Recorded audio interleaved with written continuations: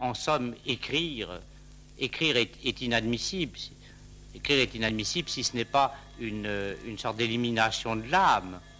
Parce qu'il est étrange de crier ses secrets à tue-tête. Une vie, une œuvre. Jean Cocteau, 1889-1963. C'est un homme qui a travaillé sans cesse, qui n'arrêtait pas, qui était dans l'urgence de l'écriture, de l'expression. Et quand je pense à Cocteau, je pense à quelqu'un qui essaie de combler un vide immense, avec des mots, avec des gestes. Bernard Bénec. De quelle manière ? Eh bien, c'est en allant dans la profondeur. On a eu l'image d'un Cocteau frivole, d'un Cocteau jusque, disons, 1915, jusqu'à la guerre. Cocteau était quelqu'un qui paradait un peu dans les salons. Il à 16-17 ans, on peut, ou même 20 ans, on peut simplement être flatté d'être environné d'écrivains célèbres, de gens célèbres, et d'être écouté. Et à partir d'un certain moment, avec le Potomac, je crois que c'est vers 1917, il s'est retiré dans la maison familiale. Certainement qu'il y a eu une réaction par rapport à Gide, par rapport à la NRF. Il a eu des critiques, et ces critiques lui ont fait mal, et il s'est enfermé à Maison Lafitte pour écrire le Potomac. Anna la Bonne, chanson parlée de Jean Cocteau.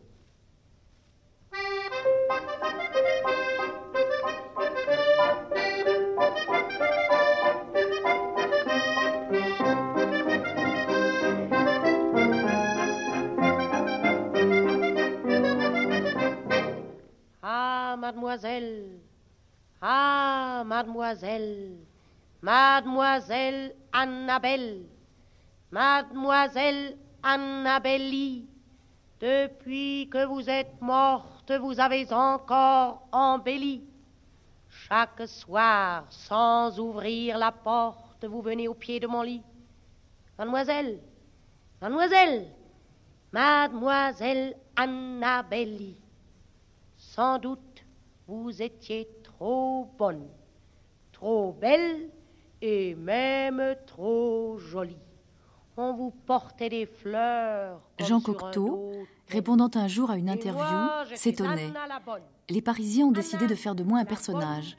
Ce personnage ne me plairait pas. Je n'aimerais pas le rencontrer. Je n'aimerais pas le connaître. C'est pourquoi j'habite très peu Paris, pour lui laisser la place. L'histoire a curieusement recouvert le personnage intérieur. Et l'auteur de cette œuvre polymorphe, donnant l'impression d'une permanente entrée en création, à chaque phase de sa respiration, passant dans l'instantané, de l'écriture à l'œuvre graphique ou plastique, de la peinture au cinématographe, du journal au théâtre et du roman à la musique, cet auteur se dit avant tout poète. Jean Touzeau. Cocteau ne peut se désolidariser de son œuvre. Il a dit souvent « Mon œuvre me dévore », je suis tributaire d'elle, et il a constamment opposé, en effet, deux images, le Cocteau futile, le Cocteau caricaturé, le Cocteau insupportable à cause de sa mondanité, et puis cet artiste qui se retire des hommes et qui se laisse envahir par cette inspiration qui aboutit à des œuvres dont il accouche dans la douleur. Il y a donc un problème. Alors, le premier de ces problèmes, c'est d'abord de savoir exactement si on peut lui faire confiance, puisqu'il a multiplié les essais d'autobiographie.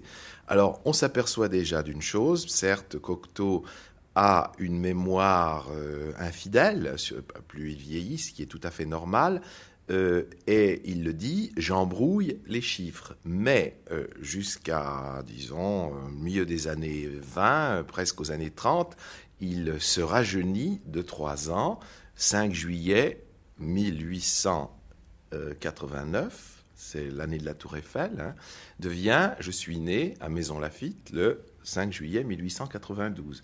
Il y a donc une volonté d'apparaître plus jeune qu'il n'est. Pourquoi et pourquoi 3 ans particulièrement? Oui, eh bien, peut-être parce qu'il s'agit, étant donné qu'il est fêté dans les salons, qu'on lui a fait une réputation de poète prodige, je crois qu'il y a un certain nombre de complexes chez Cocteau. Il y a le complexe Rimbaud, il y a le complexe Picasso. Il s'agit donc de battre en quelque sorte l'enfant de Charleville sur son terrain, mais en même temps, il se rend compte du danger qu'il y a à apparaître comme une sorte de coqueluche des salons, et il décide de donner de lui-même une image radicalement différente, de chercher la difficulté, de s'allier à l'avant-garde, et c'est là, si vous voulez, où il essaie de rivaliser avec celui qu'on peut considérer comme le prophète du XXe siècle, Apollinaire. Il y a la volonté, surtout après la mort d'Apollinaire, de reprendre le flambeau et d'éclairer en quelque sorte la route, dans une volonté d'abord de fusion de tous les arts. C'est l'entreprise de Parade.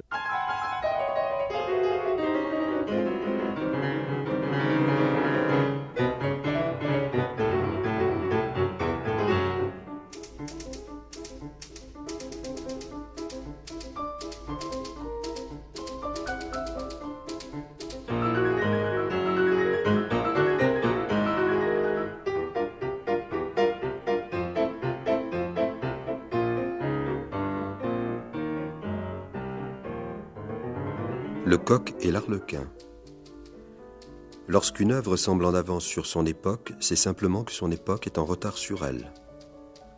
Satie disait « Je veux faire une pièce pour chien et j'ai mon décor. Le rideau se lève sur un os. » Nous avons tous un épiderme sensible aux tziganes et aux marches militaires.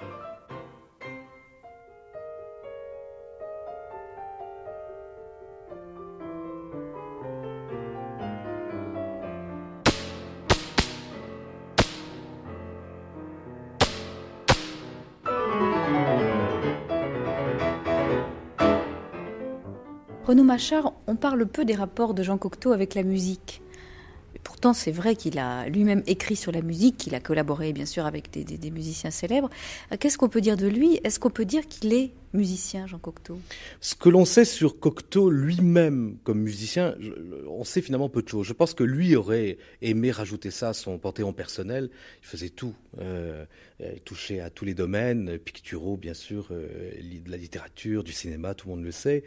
Je crois que la musique, c'était pas son fort. En même temps, il y a deux musiciens qui ont parlé de lui assez précisément, c'est Henri Sauguet d'une part et puis Georges Auric d'autre part. Auric qui était vraiment l'un de ses plus proches, qui a été certainement celui qui l'a le mieux conseillé en musique. Et Auric, Sauguet disait d'une part, ou Wiener aussi en a parlé. Wiener, je crois, disait de lui, il avait une très charmante voix de ténor, et il connaissait absolument par cœur tout le répertoire de l'opérette, tout le répertoire de l'opéra comique, et il chantait des mélodies de Massenet et de Chabrier, d'une voix absolument exquise. On peut imaginer comme Reynaldo Hahn chantait lui-même en s'accompagnant au piano, on a des témoignages. Ça, c'est une chose. Et puis, Auric raconte quelque chose de vraiment très très amusant. Il disait, Jean jouait pas vraiment d'instrument. Il avait joué de la batterie au bar Gaïa. Quand ce bar avait été fondé, ils étaient allés chercher des percussions chez Stravinsky qui répétait rue Rochechouart. Stravinsky avait prêté une grosse caisse et apparemment Cocteau, pour la soirée d'ouverture de ce bar, je crois que c'était en 1921, Cocteau avait fait une sorte de happening musical en donnant simplement apparemment un coup de balai sur une cymbale et un gros coup de grosse caisse très fort qui avait fait sursauter les dames et fait l'applaudir immédiatement. Donc on voit que ça va pas très loin. Mais Auric dit aussi, Cocteau se mettait au piano et était capable de citer des tas de choses.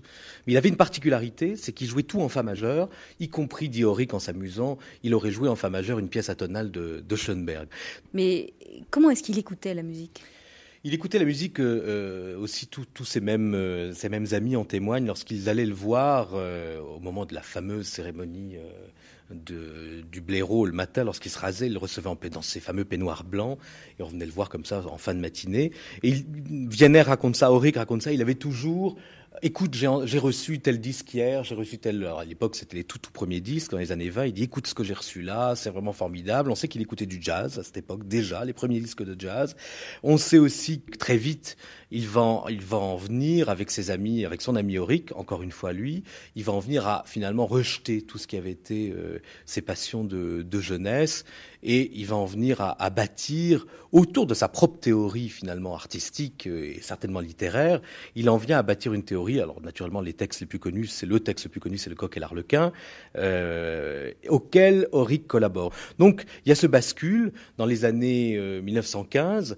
En 1915, il rencontre d'abord Auric, d'abord Satie, on ne le sait pas. Auric dit qu'au moment où il l'a connu, il semblait ne pas connaître Satie. Toujours est-il qu'ils se rencontrent. Et donc Satie, c'est une figure qui le fait aller justement des musiques de la nuit, des musiques des sortilèges, des musiques des brumes épaisses, Wagner, Debussy, à quelque chose que lui-même qualifiera, je crois, de musique du matin. C'est-à-dire retrouver une musique aussi qui soit ces musiques de cirque, ces musiques d'extérieur. Millot en parle dans ses souvenirs, Poulenc en parle beaucoup.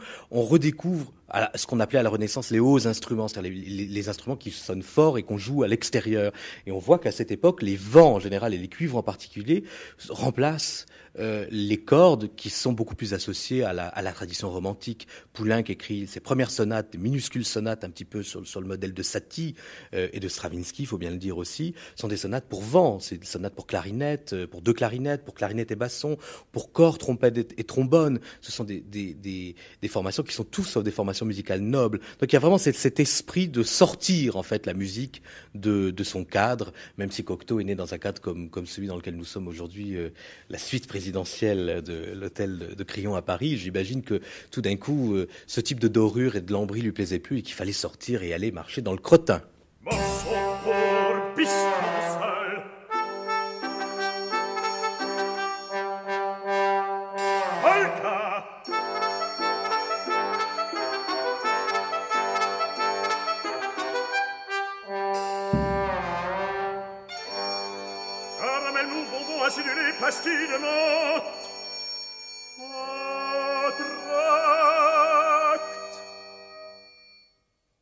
Il y a deux sortes d'écrivains dans les domaines où je travaille.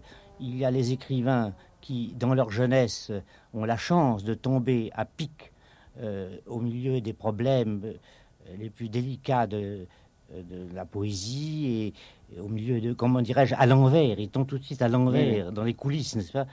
Ceux qui savent. Et puis, il y a beaucoup de poètes chez nous, en France, et je crois dans tous les pays, mais surtout en France, sortent d'un milieu bourgeois. Ce sont des bourgeois révoltés ou des bourgeois dévoyés. Et nous commençons dans des familles qui ne savent rien de ces problèmes. Et alors, nous sommes vraiment des fils à papa. Nous sommes obligés de les apprendre. Et ce qui est très grave, ce qui m'est arrivé à moi, ce qui est très grave, c'est d'être connu quand on fait ces bêtises de jeunesse. Alors après, il ne s'agit pas seulement de retourner sa veste, comme le croit Mauriac, il faut retourner sa peau, ce qui est beaucoup plus difficile. Il y a un exemple qu'on pourrait citer, l'importance que Cocteau attache à Parade, dont il fait une sorte de bataille d'Hernani. On sait fort bien que ça n'a pas été une bataille d'Hernani. Tout au plus a-t-il provoqué un petit chahut, une surprise. Mais il compare cette bataille d'Hernani bis, la première de Parade, avec un événement tout à fait douloureux qui se passe à l'époque, la seconde bataille de la Marne, et quelqu'un comme Soupeau, qui en ce moment-là, à la suite d'une blessure, est soigné au Val-de-Grâce, bondit de colère dans son lit, et c'est la source d'une de ces animosités qui durera toute la carrière de Soupeau. Donc Cocteau a bien été méconnu, persécuté par une partie importante de ce qui comptait en littérature. Il s'est retrouvé effectivement seul, mais non seulement seul, rejeté. Et les surréalistes ont joué un rôle, il faut le dire, assez néfaste. En particulier, l'attitude d'André Breton, qui écrit à Zara, à propos de Cocteau, c'est l'être le plus haïssable de ce temps. Encore une fois, il ne m'a rien fait, et je vous assure que la haine n'est pas mon fort. Éluard, après avoir lu l'Ange Hortebise, avait été retourné. Et il avait écrit « Je n'entreprendrai jamais plus rien contre l'homme qui a écrit ce poème. » À ce moment-là, Breton s'est mis à tempêter, brandit les foudres de l'excommunication, et Éluard s'est rétracté. Il n'avait pas le choix. Cocteau répondait à cela « Je trouve merveilleux d'être hérétique. » Je vais vous lire La jeune fille endormie. La jeune fille endormie. Vous verrez dans ce poème que c'est déjà un tout autre ton et que les choses ont déjà pris comme une... comment dirais-je? Que la roue s'est voilée. La roue s'est voilée, mais dans un sens que j'ai voulu. Elle ne tourne plus rond. Elle tourne exprès avec une sorte de... comment dirais-je? Une sorte de mouvement dans les deux sens. Rendez-vous derrière l'arbre à songe. Encore faut-il savoir auquel aller. Souvent, on embrouille les anges victimes du mancenillier. Nous qui savons ce que ce geste attire, quitter le bal et les buveurs de vin, à bonne distance des tirs, nous ne dormirons pas en vain. Dormons sous un prétexte quelconque. Par exemple, voler en rêve. Et mettons-nous en forme de quinconce pour surprendre les rendez-vous. C'est le sommeil qui fait ta poésie, jeune fille, avec un seul bras paresseux. Déjà, le rêve à grand spectacle t'a saisi, et plus rien d'autre ne t'intéresse. Vous voyez que dans ce poème, il y a rime et pas rime, il y a une boiterie. La poésie boite, et c'est à la manière dont un poète boite qu'on reconnaît sa démarche. Pour Cocteau, la poésie est en fait comme une tare, une calamité de naissance, quelque chose dont il essaie de guérir. Et avec le Potomac, il a commencé à dormir. Et il y a une très grande importance du sommeil. Il dit d'ailleurs qu'il a écrit peu d'œuvres éveillées. Et en quoi ça consiste, dormir?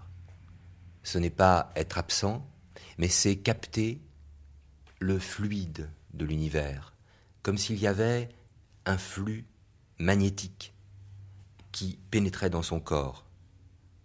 Et c'est à partir de là que jaillit l'écriture. Cette expiration de la parole, que lui impose une présence étrangère à lui-même, mais en même temps très profondément ancrée en lui-même, dans sa vie elle-même, dans l'instant même de sa vie, dans l'urgence de l'écriture. Parce que Cocteau écrivait dans l'urgence, sur ses genoux, n'importe où, spontanément, et parfois même il avait du mal à se relire. Il avait besoin pour écrire d'une petite ville, un peu plus qu'un village, une petite ville, et s'il y avait de l'eau, c'était l'idéal. Or, Montargis était une ville pleine de canaux, et une ville calme, et il est allé à Montargis pour écrire et m'a permis de l'accompagner. Jean Marais. Il restait couché toute la journée sur un lit, il fumait, il lisait des livres policiers, il lisait mes brochures que j'avais emmenées moi pour travailler, pour acquérir une espèce de métier. Et lui, il fermait les yeux, il restait des heures comme ça, il n'écrivait pas, ça a duré 2 mois. Je commençais à être inquiet, moi j'avais jamais vu écrire de ma vie. Et une nuit, il s'est levé brusquement, il s'est mis à la table et il s'est mis à écrire. Et là, son visage s'est transformé, il devenait comme un assassin. il faisait peur. D'ailleurs, il y a une infirmière, une fois, pendant une cure de désintoxication, qui lui a dit « Oh, monsieur Cocteau, quand vous écrivez, j'aimerais pas vous rencontrer au coin d'un bois. » Tellement son visage se transformait, sa bouche se baissait, se crispait. Il était d'une nervosité incroyable. Il écrivait comme un robot presque. C'était terrifiant. Et il a écrit sa pièce en 8 jours sans presque de rature. Parce que j'ai compris là que lorsqu'il fermait les yeux et qu'il était étendu sur le lit, il faisait sa pièce entièrement dans sa tête, phrase par phrase, chapitre par chapitre, acte par acte. Il faisait sa pièce complètement. En somme, à la table, il devenait en quelque sorte comme son propre secrétaire à qui il dictait. Et quand il parle d'expiration, quand il écrit? Oui, ça j'ai eu la preuve. Quand il dit, on ne devrait pas dire qu'on a de l'inspiration, on devrait dire qu'on a de l'expiration. Parce que tout vient de l'intérieur et sort de vous.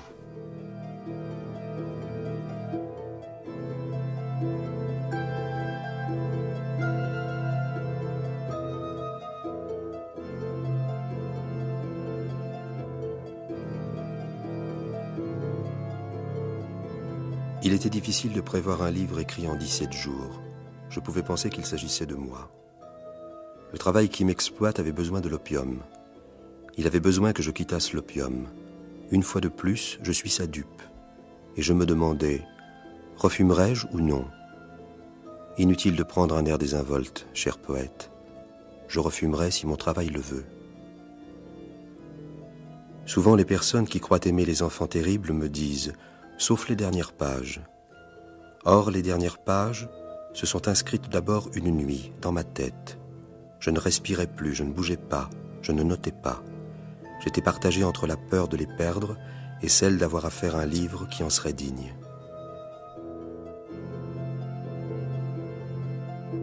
Alors, ce journal d'une désintoxication, qui est Opium, est un élément intéressant dans cette façon d'appréhender l'art de créer chez Cocteau, ou la technique de création chez Cocteau, parce que c'est plutôt, ça serait un petit peu le contraire, c'est la poétique du fragment. Mais alors, Opium est quand même un texte intéressant, en ce sens que il alterne la médication, puisque c'est un médicament spirituel, l'opium est en rivalité avec le retour à la foi, puisque dans la lettre à Maritain, il vante les bienfaits spirituels d'une part de la religion, mais également de la pratique de l'opiomanie. Et puis, peu à peu, par suite de l'accoutumance, il devient esclave de la drogue et il va être la vie de Cocteau, à partir d'une certaine époque, est une suite de crises, d'intoxication, suivie de cures de désintoxication, avec tout ce qu'il peut y avoir de frustrant et de douloureux dans ces périodes où il est en manque, en quelque sorte. Et parmi les cures principales qu'on peut citer, il y en a eu un nombre qu'il est peut-être difficile de fixer, mais il y en a au moins 2 qui ont compté. Celle qui était faite en 28 au terme de Saint-Cloud, et une autre à laquelle Cocteau s'est soumis sous l'influence de Jean Marais au cours de l'hiver 40-41 à la clinique Lyoté à Paris.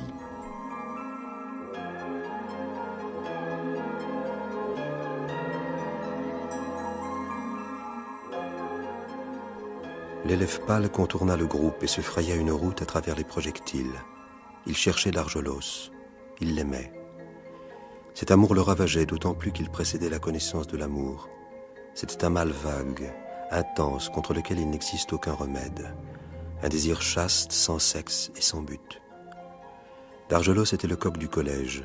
Il goûtait ceux qui le bravaient ou le secondaient. Or, chaque fois que l'élève pâle se trouvait en face des cheveux tordus, des genoux blessés, de la veste aux poches intrigantes, il perdait la tête. La bataille lui donnait du courage. Il courrait, il rejoindrait d'Argelos, il se battrait, le défendrait, lui prouverait de quoi il était capable. La neige volait, s'écrasait sur les pèlerines, étoilait les murs. De place en place, entre deux nuits, on voyait le détail d'une figure rouge à la bouche ouverte, une main qui désigne un but. Une main désigne l'élève pâle qui titube et qui va encore appeler. Il vient de reconnaître, debout sur un perron, un des acolytes de son idole. C'est cet acolyte qui le condamne. Il ouvre la bouche. Darge. Aussitôt la boule de neige lui frappe la bouche, y pénètre, paralyse les dents. Il a juste le temps d'apercevoir un rire, et à côté du rire, au milieu de son état-major, d'Argelos, qui se dresse, les joues en feu, la chevelure en désordre, avec un geste immense. Un coup le frappe en pleine poitrine, un coup sombre, un coup de poing de marbre, un coup de poing de statue. Sa tête se vide. Il devine d'Argelos sur une espèce d'estrade, le bras retombé, stupide, dans un éclairage surnaturel. Il gisait par terre, un flot de sang échappé de la bouche barbouillait son menton et son cou imbibait la neige. Les privilèges de la beauté sont immenses. Elle agit même sur ceux qui ne la constatent pas. Les maîtres aimaient d'Argelos. Le censeur était extrêmement ennuyé de cette histoire incompréhensible. On transporta l'élève dans la loge du concierge, où la concierge, qui était une brave femme, le lava et tenta de le faire revenir à lui.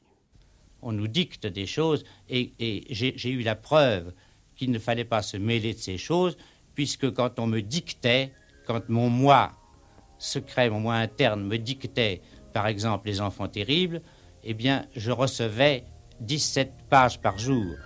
Et un matin, j'ai voulu dire des choses qui m'intéressaient moi, et le mécanisme s'est interrompu. Il a fallu que j'attende 15 jours. Et au bout de 15 jours, le mécanisme a recommencé à se mettre en marche. Si je disais la vérité vraie, je vous dirais que nous sommes des bagnes. Un artiste est un bagne, et les œuvres sont des bagnards qui s'évadent. C'est pourquoi, généralement, on lâche la police et les chiens.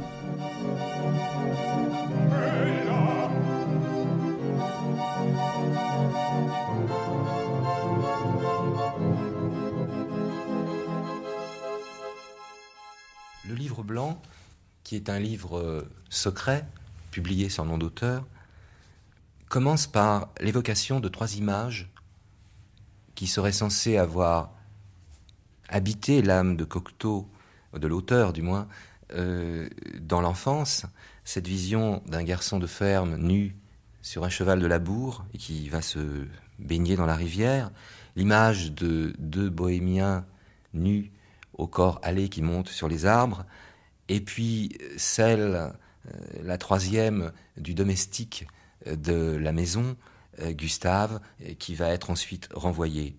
Ces 3 images sont des tentations qui donnent naissance à l'impulsion homosexuelle. Dans la suite de l'œuvre, il évoque le personnage de d'Argelos que nous retrouverons ensuite dans Les Enfants terribles. Ce d'Argelos qui apparaît comme l'image même de la beauté, par son attitude, va lui aussi provoquer du côté du désir des garçons. Et il va mourir.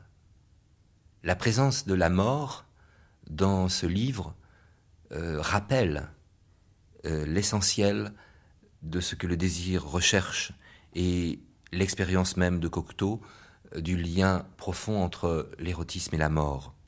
Tout ce qu'il écrit d'autobiographique probablement correspond aussi à un côté inavouable. Il y a de l'inavouable chez Cocteau.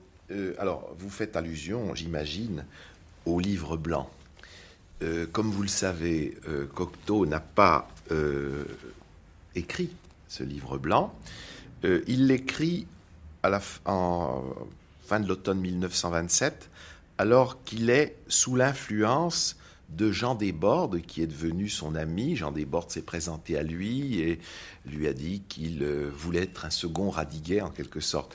Mais Jean Desbordes l'aide, en quelque sorte, à franchir certains tabou dans l'expression de sa singularité. Vous savez que Jean Desbordes fera scandale par le fameux livre J'adore, et que Cocteau le défendra dans les milieux parisiens. Donc ils séjournent tous les deux et Cocteau écrit le livre blanc. Il accepte d'écrire ensuite une préface. La première édition du livre blanc, c'est 11 ou 12 exemplaires. Une autre édition, il accepte d'écrire une préface et la phrase qui accompagne cette présentation est intéressante. « Serait-il même de moi, je ne voudrais pas le signer parce qu'il prendrait forme d'autobiographie, écrit-il, et il ajoute « et que je me réserve d'écrire la mienne beaucoup plus singulière encore ». Vous voyez cette prudence, mais cette sorte de sympathie qu'il ressent pour l'auteur présumé et l'auteur anonyme du livre blanc. Alors, on peut parler du livre blanc. Il ne faudrait pas croire que c'est un livre, disons, érotique, graveleux. Au contraire, c'est un livre grave. C'est un livre d'ailleurs qui, comme J'adore, se prête à des comparaisons avec cette démarche que, en 1925, Cocteau a faite en acceptant de fréquenter la maison de Maritain, la maison de Meudon, et en acceptant de revenir à la religion de son enfance, puisqu'il se confesse, il communie à ce moment-là. Alors, constamment d'ailleurs, il y a ce fil religieux qui s'entrecroise avec ce fil, disons, d'autobiographie un petit peu scandaleuse. Mais je crois il faut insister sur ce côté-là. L'auteur, maintenant nous savons que c'est Jean Cocteau, considère qu'il n'a pas le choix, qu'il est en quelque sorte poussé en vertu de sa destinée. Il emploie souvent le mot destin, destinée. Il est comme ça et il a beaucoup de peine à vivre. Il y a toutes sortes de faits qu'il rapporte dans le livre blanc. Il essaie de revenir à l'amour normal. Il est question d'un projet de mariage. Il fait part de ses résolutions et puis constamment il revient à ce penchant incoercible, pense-t-il.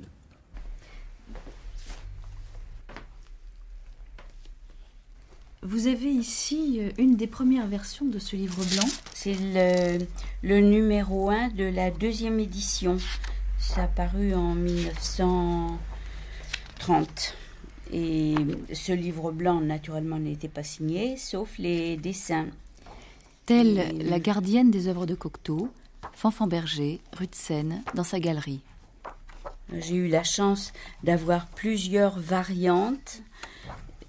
Donc des dessins qui n'ont pas paru dans le livre blanc, mais qui ont été faits à la même époque. Et par exemple, sur ce livre blanc, on voit le jeune homme dans la baignoire.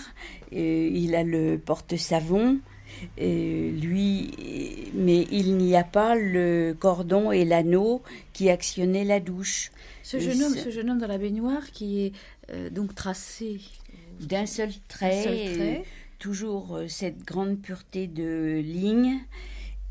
La variante également, aucune difficulté pour tracer ce beau jeune homme. Et pour les personnes qui ont lu le livre, c'est un dessin extrêmement important puisque l'on retrouve dans le dessin les mois de ce jeune homme à cet instant précis.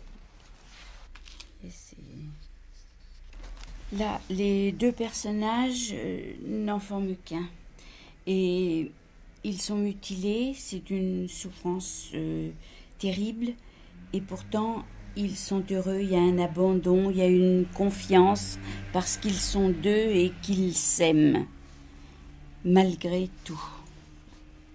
Voilà tout ce que je peux en dire. Mais regardez comme la main est abandonnée, confiante.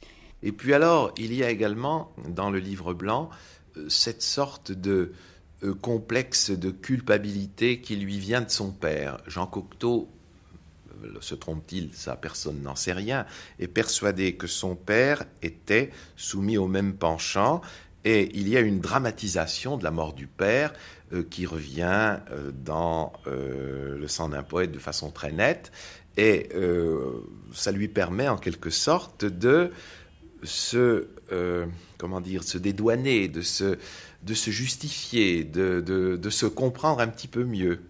Dans le livre blanc, le père est là d'ailleurs. Le père est là. Alors qu'il est mort, depuis qu'il a 5 ans. Oui. Et Jean Cocteau entretient des rapports extrêmement complexes avec l'ombre de son père. Et alors, ça rend compte également de certaines obsessions. Par exemple, les drapés, l'obsession du sang. Comme on le sait, le père de Jean Cocteau s'est suicidé d'une balle dans la tête et on l'a retrouvé alors qu'il était couché. Il était couché dans son lit et le sang s'était largement répandu sur les draps. Ce qui revient constamment dans les années 30. Jean Cocteau, pressé par le besoin, dessine des fresques avec du sang sur des draps. Et il y a un musée d'Amérique qui a une allégorie de Jean Cocteau avec ce matériau assez curieux. C'est un dessin qu'il avait fait pour décorer le plafond de la salle des mariages de la mairie de Menton. C'est donc Pégase. Pégase. Cheval ailé. Oui. Et que chevauche un ange. C'est un voilà, ange. C'est un ange. C'est un ange. Oui, c'est ça, les anges. Cocteau en était entouré. Comment ça? Tous les jeunes gens qui venaient chez Cocteau, enfin pas tous, mais presque tous, devenaient beaux. Et c'était pour moi des anges. Cocteau leur faisait sortir leur beauté parce qu'ils étaient tellement heureux d'être en contact de Jean Cocteau qu'ils embellissaient, soit physiquement, ou soit ils parlaient mieux, moi, je l'ai vu encourager, persuader quelqu'un qu'il avait du talent et en effet, au bout de quelque temps, la personne avait du talent. Je vais vous dire un poème qui s'appelle « L'acteur » de Jean Cocteau. L'acteur, avec son pied, frappe le dernier coup. L'acteur, solitaire, se dilate et s'énerve. Les mots naissent de lui casqués comme Minerve et sortent en haut de la colonne du cou. L'acteur glisse du ciel, il monte d'une trappe, du sang qu'il perd. L'acteur se barbouille et se drape, car de mourir, l'acteur chaque soir fait semblant.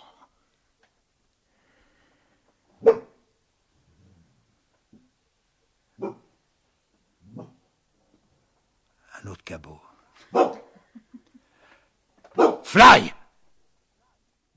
L'amitié de Cocteau pour moi est venue des représentations d'Édipe Roi, parce que j'étais presque tout nu, avec des bandelettes comme un grand blessé sur un socle. Et j'étais, en somme, la voix du peuple. Mais la mise en scène, les décors et les costumes étaient tellement étranges.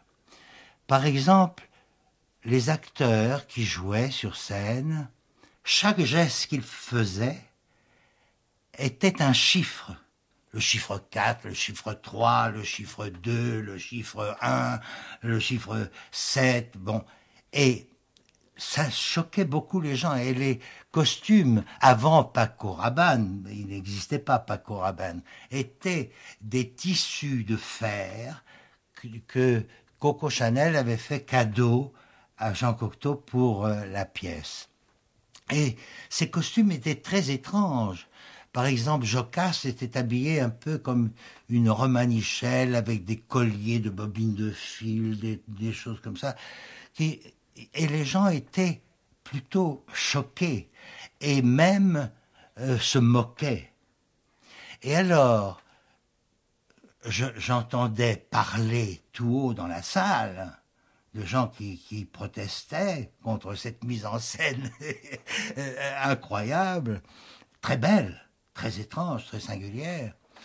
Et alors, je tournais brusquement la tête vers un monsieur qui parlait tout haut.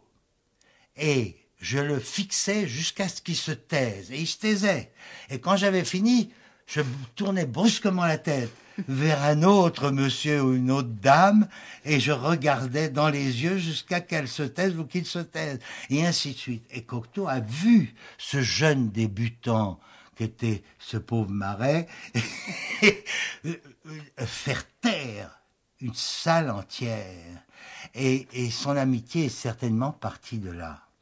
Mais je n'osais pas parler à Cocteau, il m'intimidait beaucoup. Il était très étrange avec son visage triangulaire, ses cheveux en houppe et ses yeux très curieux parce que ses yeux étaient bleus mais bordés presque d'un cercle bleu ciel qui était dû au fait qu'il avait eu les yeux brûlés en Orient par le soleil. Et tout ça était très étrange. Il parlait d'une façon aussi très singulière, en rajoutant « Quoi ?» pendant qu'il parlait. Il avait les manches relevées. Il était très, très intriguant. Je n'aime pas dormir quand ta figure habite la nuit contre mon cou, car je pense à la mort, laquelle vient si vite nous endormir beaucoup. Je mourrai, tu vivras, et c'est ce qui m'éveille.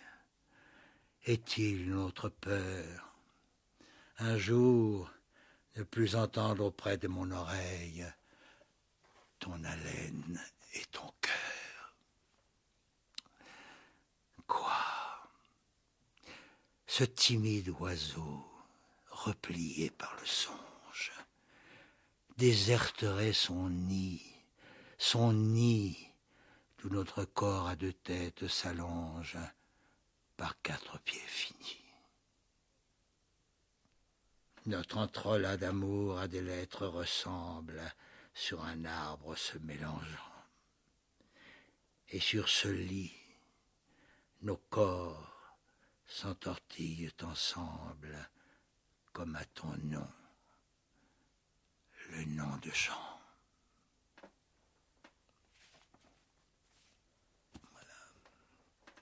La poésie, dit-il, est un mensonge qui dit la vérité. Bernard Bennec. La poésie est pour Cocteau un voyage chamanique. C'est un voyage initiatique. Ce n'est pas une agitation extérieure du langage. Et en fait, on est assez troublé, enfin, au premier abord.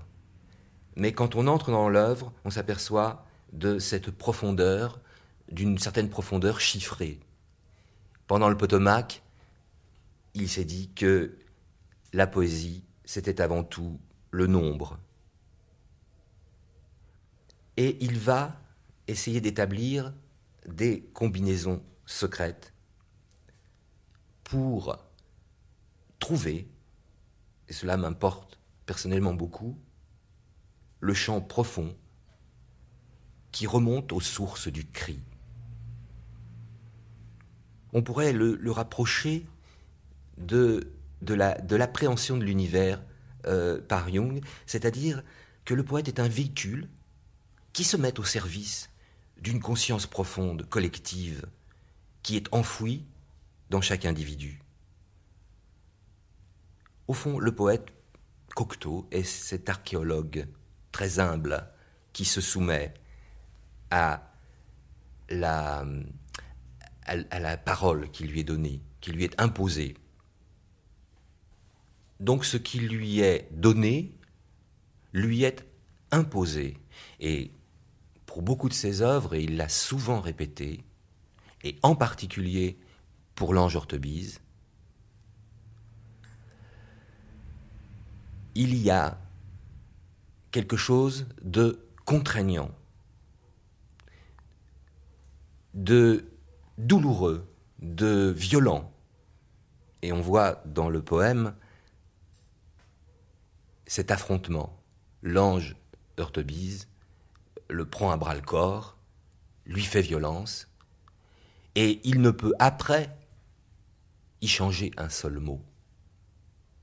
Changer un mot, dans le poème, ce serait se condamner à mort. Voici le paragraphe d'Opium qui m'ouvrit les yeux sur mon impuissance à écrire ce chapitre. Il date de 1928, je l'ai situé en 1930. Un jour, j'allais voir Picasso rue La Boétie. Je crus, dans l'ascenseur, que je grandissais côte à côte avec je ne sais quoi de terrible et qui serait éternel. Une voix me criait « Mon nom est sur la plaque ». Une secousse me réveilla et je lus sur la plaque de cuivre des manettes « Ascenseur Orthobise ». À force d'entendre ce nom, de l'entendre sans l'entendre, d'entendre sa forme, si l'on peut dire, et dans quelques zones où l'homme ne peut se boucher les oreilles, à force d'entendre un silence criant ce nom à tue-tête, à force d'être traqué par ce nom, je me remémorais le cri de l'ascenseur « Mon nom est sur la plaque ». Et je nommais l'ange qui se révoltait contre ma sottise, puisqu'il s'était nommé lui-même et que je ne le nommais pas. En le nommant, j'espérais qu'il me laisserait tranquille, j'étais loin de compte. La fabuleuse créature devint insupportable. Elle m'encombrait, se déployait, se démenait, frappait comme les enfants dans le ventre de leur mère. Je ne pouvais me confier à personne, il me fallait supporter le supplice, car l'ange me tourmentait sans relâche, au point que j'employais l'opium, espérant le calmer par ruse. Mais cette ruse lui déplut, et il me la fit payer cher. L'ange Orthobise, c'est évidemment la permanence de Radiguet, de tout ce qu'a incarné Radiguet, qui lui était une sorte de génie précoce, et que Cocteau a connu, fréquenté, avec lequel il s'est mis à l'école du classicisme.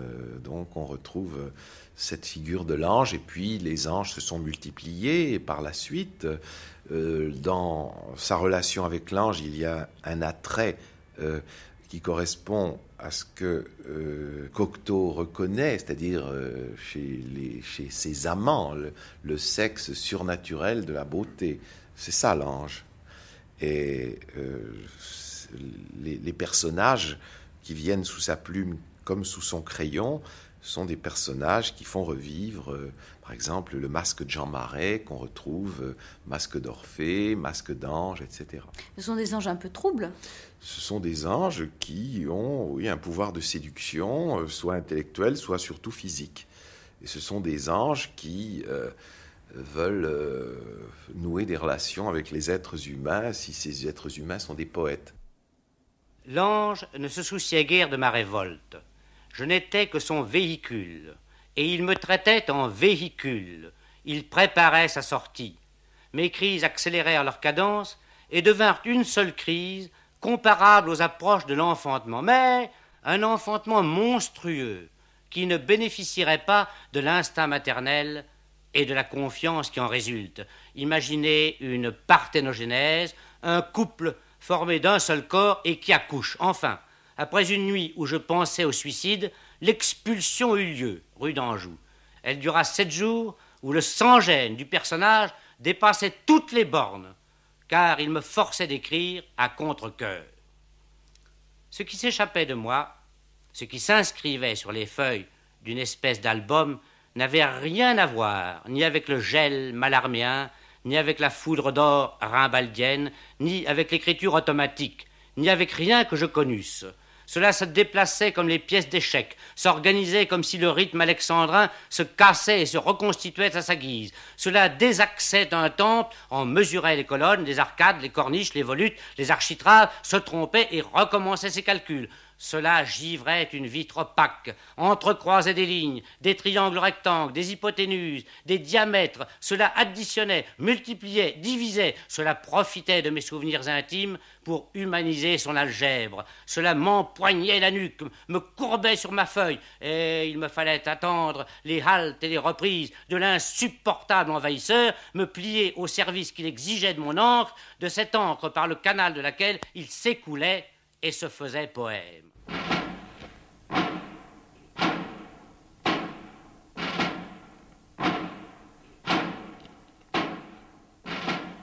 L'ange Hortebise et l'ange Ségeste, tués à la guerre, quel nom inouï, jouent le rôle des épouvantails, dont le geste non effraie les cerises du cerisier céleste, sous le ventail de l'église, habitué au geste oui. Ange Hortebise, mon ange gardien, je te garde, je te heurte, je te brise, je te change de garde, d'heure, en garde été, je te défie si tu es un homme. À vous, mon ange de Cérus, ta beauté prise en photographie par une explosion de magnésium. Ange Hortebise en robe d'eau, mon ange aimé, la grâce me fait mal, j'ai mal à Dieu, il me torture. En moi, le démon est tortue, animal jadis mélodieux. Arrive, sors de la gâte, dure fumée, ô vitesse qui tue. Sur tes patins de diamant, raye le miroir des malades. Les murs ont des oreilles. Et les miroirs, des yeux d'amant.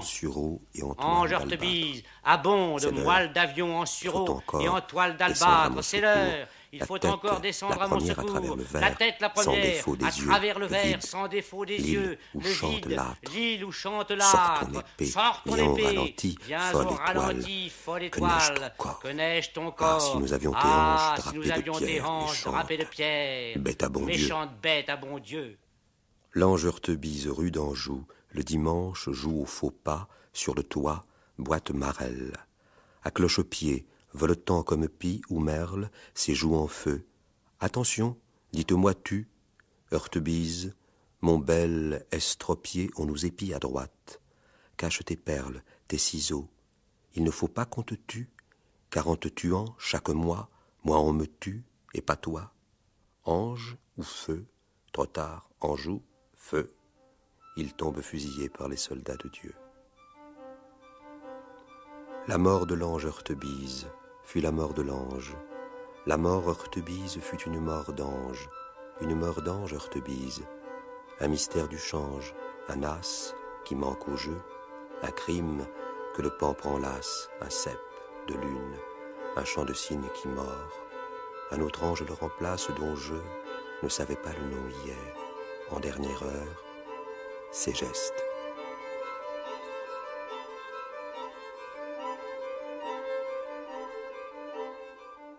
Et ça, c'est un portrait ? Oui, c'est une série de visages avec l'œil très lumineux et qui s'inspirait toujours un petit peu du visage de Jean Marais. Alors, c'est ce sang, évidemment, qui revient très souvent dans l'œuvre de Jean Cocteau. Oui, le sang du poète. Et là, nous avons un dessin pour Antigone, et où il avait étudié principalement toutes les draperies parce qu'il avait préparé ses modèles pour Chanel. C'est elle qui a fait les costumes d'Antigone. D'ailleurs, l'idée d'Édouard d'Hermite avait été de faire le musée Jean Cocteau en forme de temple grec. Malheureusement, l'architecture de la chapelle ne le permet pas. Mais sa mythologie apparaît beaucoup dans ses dessins.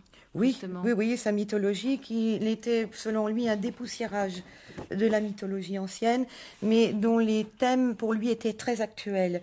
Et souvent, il animait ces personnages antiques de sa vie à lui et de ses propres amis. C'était une manière un petit peu de se représenter à travers la mythologie. Annie Guédras explore les cartons à dessin, bourrés d'œuvres encore inédites, dont beaucoup constitueront le fond du futur musée Cocteau. C'est à Milly-la-Forêt, dans la maison de Jean Cocteau, aujourd'hui habitée par les enfants d'Édouard d'Hermite. Là, il y a une photo qui montre mon père à gauche de Picasso et avec Jean Cocteau. C'est d'ici Oui, c'est ici. Sur la terrasse, sans doute. Oui, c'est sur la terrasse, c'est devant le salon. Et vous êtes né au milieu de tout ça? Je suis né au milieu de tout ça, oui. Et qu'est-ce que ça représente pour vous de quand vivre... on est jeune, c'était un peu surréaliste. Je sais pas, je m'en rendais pas compte, quoi. C'est un certain âge où on se dit, bon, on réalise des choses qui sont autour de vous. C'est un monde différent qui apparaît, quoi.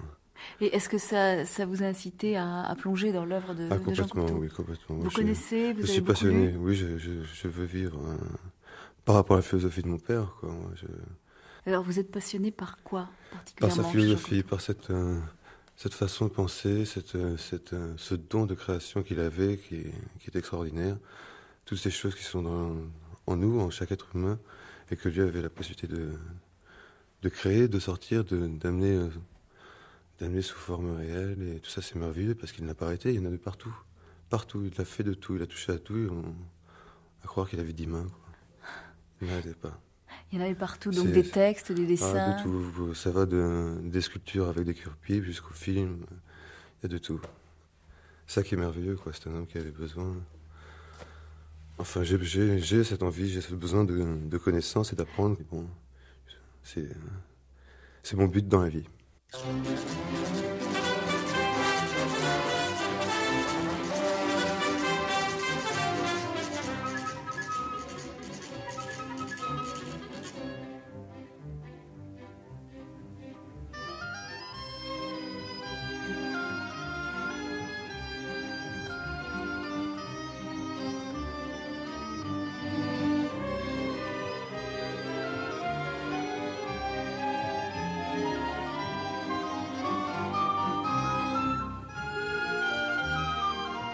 1920. Il était une fois rue du Faux un bar appelé le Gaïa que gérait Louis Moïse. Un jour, Darius Milhaud me dit « Il faut à notre groupe un lieu de rendez-vous et les cafés littéraires sont morts. Que penserais-tu d'un bar, d'accord, mais quel bar? Je t'y mène. » Lorsque nous arrivâmes au Gaïa, un pianiste jouait les premiers foxtrots et blues qui nous arrivaient d'Amérique. Moïse accepta d'être chaque samedi notre hôte, mais, me dit-il, je dois hélas renvoyer mon pianiste, il déplaît à ma clientèle. Je lui conseillai alors de renvoyer sa clientèle et de conserver son pianiste. C'était Jean Viennet. C'est alors que le Gaïa emprunta le titre de mon mime, joué par les Fratellini, Le Bœuf sur le Toit, titre sous lequel le bar de Moïse allait devenir célèbre.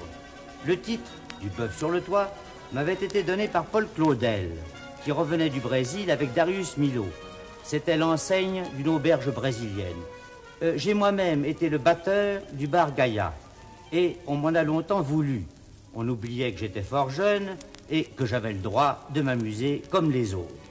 Vous comprendrez la route enchantée que nous avons dû prendre et qui conduisait de cette merveille, le blues primitif, à la science du jazz moderne.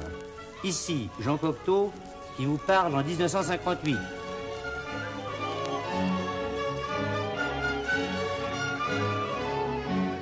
Il n'y a pas eu de collaboration véritable entre Cocteau et Milhaud. Madeleine Milhaud. Lorsque Darius est revenu du Brésil en 1919, il a été d'abord hanté par des souvenirs du carnaval et de la musique de folklore brésilienne. Il a composé une œuvre qu'il a appelée « Le Bœuf sur le Toit », qui était le titre d'une chanson brésilienne qu'on chantait pendant le carnaval. Et comme c'était un mouvement assez trépidant, très nerveux, et comme il s'intéressait beaucoup au cinéma, il a pensé que ça pourrait peut-être illustrer un film muet, bien entendu à cette époque, de Charlie Chaplin. Et il y avait des réunions une fois par semaine à cette époque-là, dans les années 19-20, entre les musiciens qui formaient le groupe des Six. Cocteau, des peintres, des écrivains, des comédiens, des chanteurs, et qu'on se réunissait en général chez Darius. Et Darius s'est amusé alors à jouer à quatre mains avec Georges Auric la partition du Bœuf sur le toit, et il dit à Jean, j'ai l'intention de le proposer à Chaplin. Quoi, Jean dit, c'est absurde, pourquoi est-ce que nous n'en faisons pas un spectacle? Et c'est ainsi que la Comédie des Champs-Élysées, organisée par Cocteau, avec l'apport financier de ses amis, on a pu avoir cette première manifestation avec des six, pas tout à fait. Une chose de Ric, une chose de Poulenc. Satie avait fait écrire un morceau exprès, et Le Bœuf sur le toit. Et quand vous rencontriez Cocteau vous-même Écoutez, c'est un magicien. Alors même si on s'est dit, ça doit être du bluff, n'importe quoi, en une minute, on était pris par le côté magique de ce personnage, d'une espèce de sorcier, de magicien. Qu'est-ce qu'il avait du magicien? Mais il arrivait à tout transformer, n'est-ce pas? Alors, bon, je vais vous raconter une histoire. Au théâtre de l'Atelier, où il y avait une école de théâtre chez Dulin, de Dulin qui avait monté l'Antigone de Cocteau, d'après Sophocle. Et dans le cours de diction, lorsqu'un élève avait une diction trop rapide, on lui donnait à travailler un extrait d'Antigone en séparant les syllabes dans le genre de « je suis sorti de ce palais ». Bon. Alors un jour, je demande au professeur de diction, que je connaissais bien, je dis « pourquoi est-ce qu'on fait ça ?» Il me répond « tradition ». Ce qui fait que quand Cocteau vient nous voir, je dis « écoute Jean, explique-moi ce que ça veut dire ». On me dit « c'est pas difficile, je n'aimais pas du tout la comédienne que Dulin avait choisie. Et un jour, j'aperçois chez lui une femme de toute beauté. Et je lui dis, mais c'est celle-là qu'il me faut. Il me répond, je peux pas, mon petit ami, elle arrive de Roumanie et ne parle pas un mot de français. Oh, ça ne me fait rien, dit Cocteau. J'en fais mon affaire. Il lui apprend son rôle, comme je viens de vous le montrer. Quand cette femme se trouve sur scène avec les autres comédiens, c'est pas possible. Qu'à cela ne tienne, dit Cocteau, tout le monde parlera comme ça. Comme c'était en un acte, c'était supportable, et ça a été un spectacle absolument de cannibale. Même le théâtre grec n'est pas fait pour les gens très doux non plus, il faut même l'admettre. Ben, c'est ça que j'appelle, je ne crois pas qu'on puisse trouver un plus bel exemple.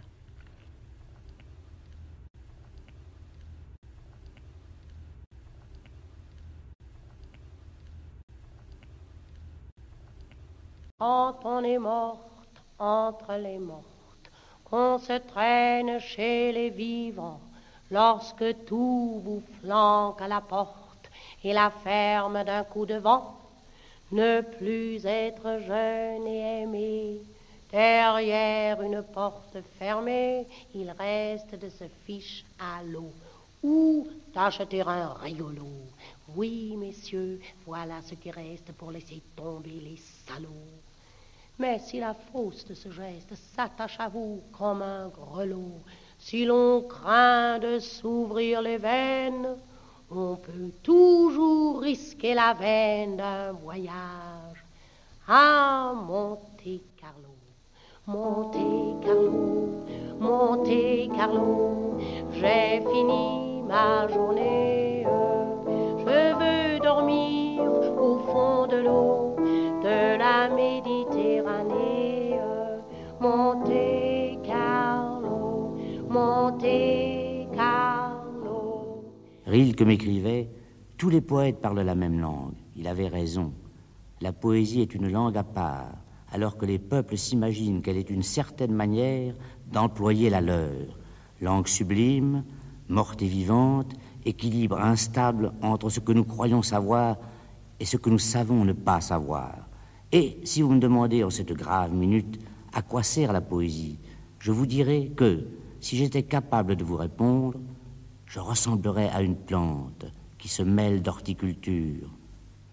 Et n'allez pas croire que je parle de cette postérité sur laquelle comptent tant d'écrivains naïfs. Non, c'est autre chose, comme cette autre chose des fleurs que nous décrétâmes plaisantes et odorantes, mais pour lesquelles tout cet arsenal de couleurs et de parfums possède une autre signification, peut-être une signification de piège, et notre visibilité, celle dont notre légende nous recouvre, n'est sans doute que piège et machine à tromper les insectes. Quand on regarde son œuvre poétique, on s'aperçoit que de l'ange Heurtebise à un poème comme Crucifixion, par exemple, il y a la même démarche, l'affrontement des mots, du verbe qui est imposé, la lutte avec quelque chose d'important, de grand, de plus grand que lui en tout cas, dans l'ange Heurtebise, et dans Crucifixion, alors qu'il a une hémoptysie, alors qu'il souffre, il va faire parler les statues du langage, les mots devenant scories, pierres, sang, échelle, avec cette obsession de la mort, de la douleur et ce désir d'élévation. Mais ce qui apparaît dans Crucifixion, c'est un univers concret. Les mots sont concrets, formels. C'est un échafaudage de paroles qu'il dresse contre ce qui s'échappe de lui, contre la douleur. Et on dirait véritablement dans Crucifixion un tableau de Mantegna. Sérénissime.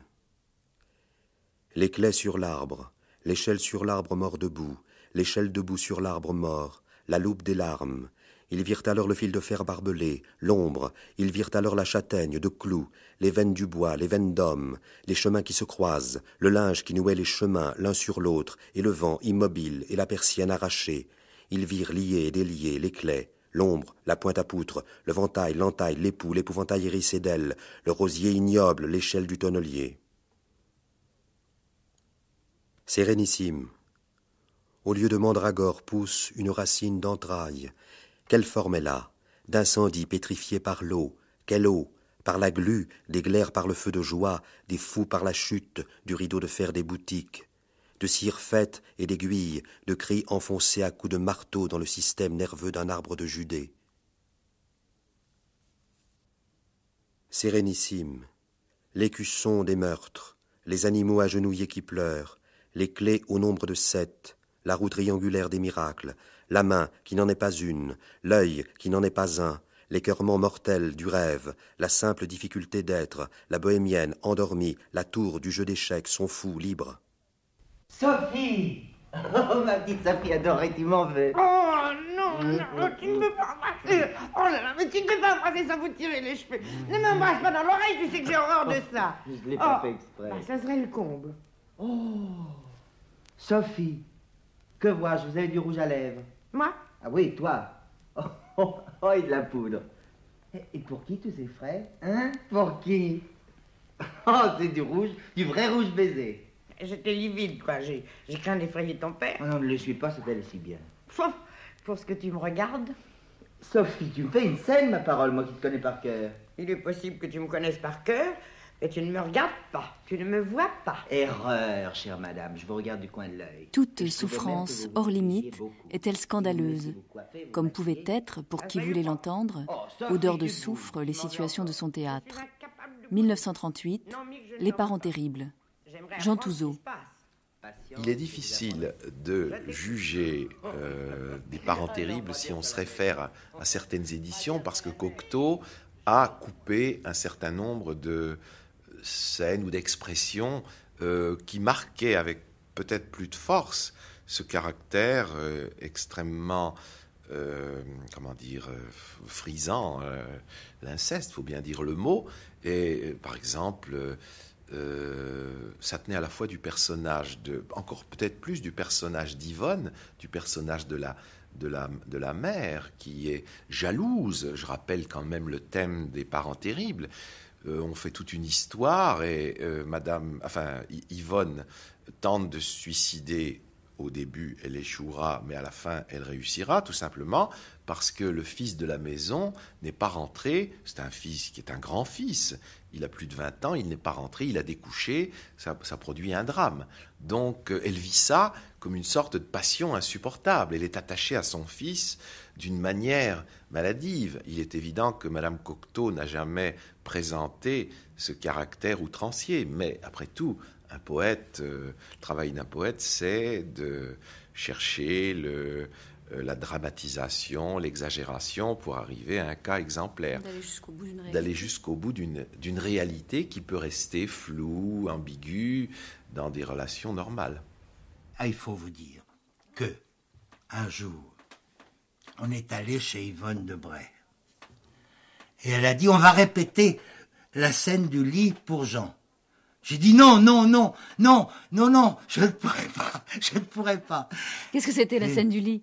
Mais c'est une scène où j'avoue à ma mère que j'ai trouvé un amour extraordinaire avec une fille qui s'appelle Madeleine. Ouais, bon. Et alors, parce que je me suis dit, si je répète devant Jean, comme ça, il va voir que je peux pas, que je n'ai pas le talent de jouer ce rôle. Et alors elle dit, quelle heure est-il? J'ai dit 6 heures, c'était ma réplique d'entrée. Et puis, je suis parti. Tout d'un coup, le génie d'Yvonne Debray faisait que tout devenait facile. Dans la pièce, elle était ma mère, mais elle était devenue à tel point ma mère que ma mère en était jalouse. Ma vraie mère. Alors là, vous parlez effectivement d'Yvonne Debray, qui a presque été votre metteur en scène dans cette pièce. Cocteau, quel rôle, comment travaillait-il? Cocteau n'a pas mis en scène, c'est Alice Cossia. Je lui avais dit, moi je veux bien jouer la pièce, mais pas de mettre en scène. Je vous dis, j'étais un monstre. Bon. Nous étions archi combles. Les places à l'époque étaient à 45 francs. Et le directeur, Roger Capgras, a décidé, pas de doubler, mais presque. Il a mis les places à 80 francs, qui à l'époque, 80 francs, je ne sais pas si vous vous rendez compte, ça fait 800 francs maintenant. C'est énorme. Et Jean Cocteau était désespéré parce qu'il a dit, mais alors, les gens qui n'ont pas d'argent ne pourront pas venir voir la pièce. Les étudiants ne pourront pas venir voir ma pièce. Alors, Capgras proposait de faire venir des professeurs des universités et qu'ils jugent quels sont les étudiants qui peuvent venir voir la pièce et qu'il leur donnerait des places gratuites. Et alors, personne ne lit le journal officiel, enfin pas des gens que je connais. Bon. Et dans le journal officiel, parce que le théâtre appartenait à la ville de Paris, Capgras et Alice Cossia louaient le théâtre à la ville de Paris. Et alors, dans le journal officiel, les conseillers municipaux ont écrit que Jean Cocteau voulait montrer aux enfants des écoles, ils n'ont pas dit des étudiants, aux enfants des écoles, une pièce propre à inciter les majeurs, pas les mineurs, les majeurs à la débauche, où l'inceste était étalé au grand jour. Il n'y avait pas d'inceste. Alors, Jean Cocteau a répondu dans Ce Soir, qui était comme François. Eh bon, il a répondu une lettre ouverte aux conseillers municipaux en disant qu'il n'admettait pas que des collectionneurs de cartes postales obscènes se permettent de juger sa pièce. Et là, on a été foutus à la porte du théâtre. Mais un autre théâtre nous a pris, parce qu'on jouait, il n'y avait pas de jour de congé à l'époque. On jouait le dimanche et on jouait tous les jours. Alors on a fini un dimanche soir et le lundi, on jouait au Bouffe Parisien. Oui. Mais pour en revenir encore à une pièce, à un livre qui pose le problème de l'inceste, Jean Cocteau s'est toujours défendu d'avoir mis en scène, avec ses enfants terribles, un personnage de frère et de sœur incestueux. Non, c'est une façon d'être, c'est une façon de vivre. Et il y a une frontière entre ce qu'un poète peut créer et puis l'interprétation psychanalytique qu'on peut donner. Et il n'a jamais voulu l'accepter. Pourquoi avez-vous écrit La Machine infernale, qui est beaucoup plus complète que les coupures d'Antigone et que les pièces grecques d'avant, n'est-ce pas? Bien là, il faudrait peut-être un psychiatre, parce que dans toutes mes œuvres, il doit y avoir un fil très mystérieux qu'on retrouve, n'est-ce pas? C'est un fil tendu à travers les œuvres. Le public voit les choses hachées, il voit les choses par hachure, parce qu'il connaît une œuvre et il ne connaît pas une autre. Mais si on avait toutes les œuvres à la suite, on verrait le fil. Oui, mais est-ce que vous l'avez conçu comme ça, comme une grande tragédie? Non, pas du tout. C'est venu peu à peu. D'abord, j'avais fait un acte, l'acte du Sphinx, pour Bati et pour Jamois. Et puis ensuite, j'ai fait le premier acte. Ensuite, je n'ai pas fait le troisième acte. J'ai repris l'Édipe roi. Et puis ensuite, j'ai intercalé l'autre acte, l'acte du mariage d'Édipe et de Jocaste. En somme, j'ai suivi le rythme des constructeurs de temples égyptiens sans le savoir. C'est quand les Égyptiens, les pharaons, faisaient mettre dans les fondations des temples des morceaux posés à l'envers des temples précédents. Ils semaient ces graines afin de faire pousser les temples comme des plantes. Tout cela m'a été enseigné en Égypte par Vary, un jeune et très remarquable égyptologue de la Nouvelle École. Et c'est quand il m'a expliqué cette énigme des réemplois que j'ai compris à retardement comment j'avais fait La Machine infernale. L'écriture de Cocteau suggère cette présence du miroir à la sortie des temples dans l'Antiquité, où l'image qui était renvoyée n'était pas celle de Narcisse, mais celle des dieux, de l'invisible. Faire voir, ouvrir les yeux sur ce que l'on est, sur son destin, c'est le chemin d'Œdipe. Et on pourrait penser que l'œuvre de Cocteau est avant tout comme un accompagnement. On peut peut-être penser au livre des morts tibétains, un texte qui est à la fois initiatique, mais aussi qui accompagne de la naissance à la mort. L'œuvre de poésie est celle qui témoigne par le son de cet accompagnement. L'écriture est un chant orphique qui se cherche, qui montre par quels aléas, par quelles barricades et obstacles il faut passer pour atteindre la vision lumineuse, pour que jaillissent les feux des profondeurs.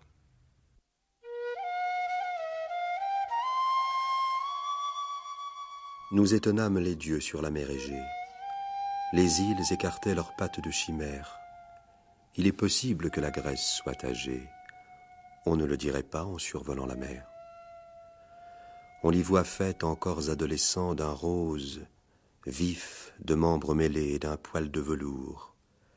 Je ne sais si c'est de la lutte ou quelque chose d'autre. Ces corps plutôt dorment après l'amour.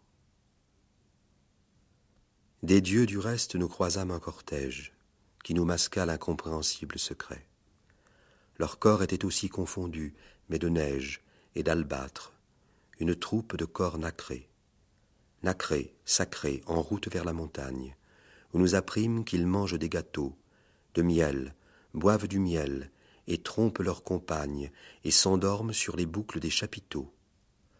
Hommes et dieux habitent le même immeuble, et parfois se rencontrent dans l'escalier. C'est la Grèce. Hommes et dieux parlent ensemble, ou voyagent, faisant dans les îles escale.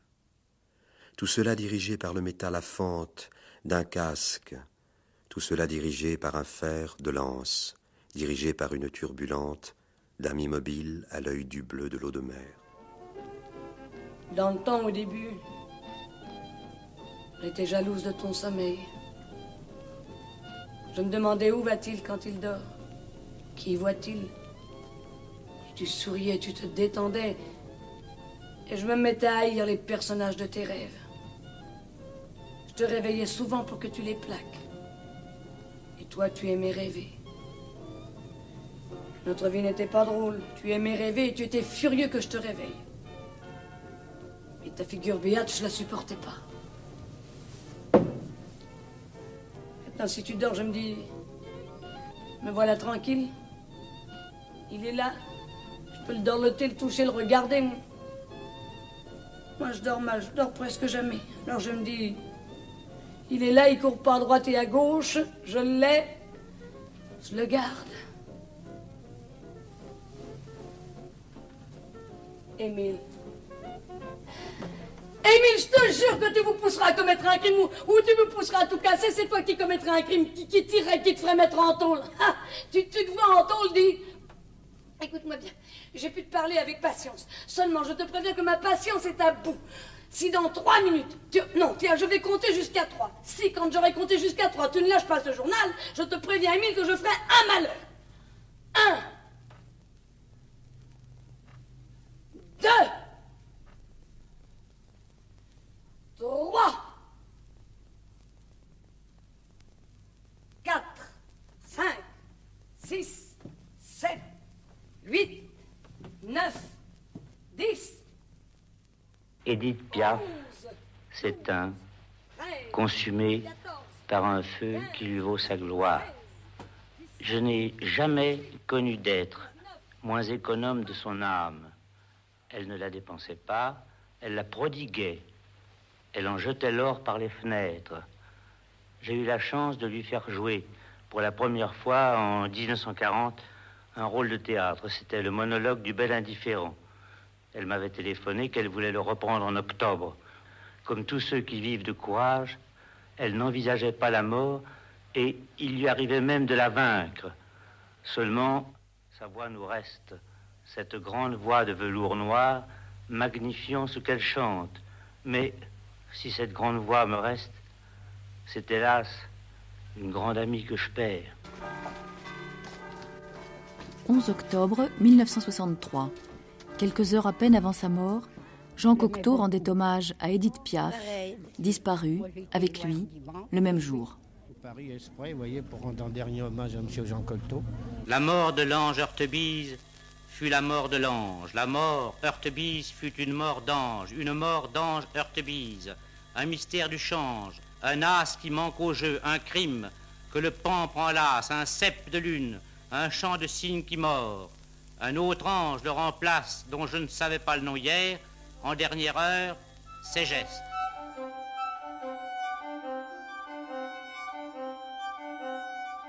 Avec Bernard Bennec, Jean Touzeau, Jean Marais, Madeleine Millot, Renaud Machard, Fanfan Berger, Annie Guédras, Stéphane Dermite. Les voix de Jean Cocteau, Édith Piaf, Marianne Oswald, Yvonne Debray. Texte lu par Jean-Claude Durand et Jean Marais. Nouvelle édition à la Pochothèque.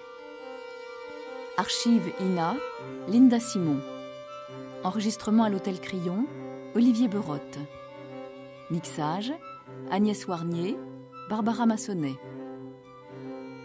Jean Cocteau, 1889-1963, une émission de Simone Douek et Jean-Claude Loiseau.